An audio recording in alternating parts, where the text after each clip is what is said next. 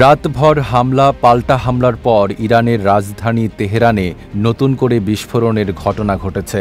15 June রোববার স্থানীয় সময় দুপুরের দিকে তেহরানে বিস্ফোরণের শব্দ শোনা গেছে বলে ফরাসি বার্তা সংস্থা এএফপির একজন প্রতিনিধি জানিয়েছেন। প্রতিবেদনে বলা হয়েছে, টানা তৃতীয় দিনের মতো ইরানে হামলা অব্যাহত রেখেছে ইসরায়েল। রোববার ইরানের রাজধানীতে নতুন করে বিস্ফোরণের শব্দ শোনা গেছে। তবে এই বিস্ফোরণে কোনো ক্ষয়ক্ষতি কিংবা হতাহতের ঘটনা ঘটেছে কিনা তাৎক্ষণিকভাবে তা জানা যায়নি।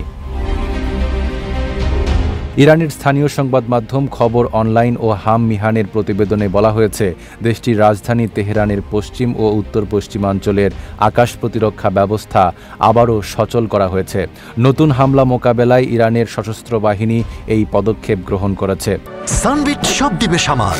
সানবিট ম্যাজিক প্রেস ডিশওয়াশিংয়ের মাথা ঘোরানো সলিউশন। দেশটির আরেক সংবাদ মাধ্যম দৈনিক সারাঘ তেহরানে বিস্ফোরণের একটি ভিডিও প্রকাশ করেছে। ভিডিওতে তেহরানের পূর্বাঞ্চলে বিশাল ধোঁয়ার কুণ্ডলী উঠতে দেখা যায়। এদিকে ইরানের সামরিক স্থাপনার আশেপাশের এলাকা থেকে সরে যাওয়ার জন্য সাধারণ ইরানিদের প্রতি আহ্বান জানিয়েছে ইসরায়েলি প্রতিরক্ষা বাহিনী আইডিএফ।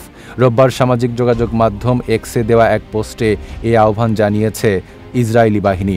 এক্সে দেওয়া পোস্টে ইসরায়েলি প্রতিরক্ষা বাহিনী বলেছে, যে সকল ব্যক্তি সামরিক অস্ত্র উৎপাদন কারখানা অথবা এতে সহায়তাকারী প্রতিষ্ঠান অথবা এসব প্রতিষ্ঠান সংলগ্ন এলাকায় অবস্থান করছেন তাদের অবিলম্বে এলাকা ছেড়ে যাওয়া উচিত। পরবর্তী নির্দেশ না দেওয়া পর্যন্ত ওই সব এলাকায় ইরানিদের ফিরে না আসারও আহ্বান জানিয়েছে ইসরায়েলি সামরিক বাহিনী। আইডিএফের বিবৃতিতে বলা হয়েছে, ওই সব স্থাপনার আশেপাশে অবস্থান করা হলে তা সাধারণ ইরানিদের জীবনকে ঝুঁকির মধ্যে ফেলবে।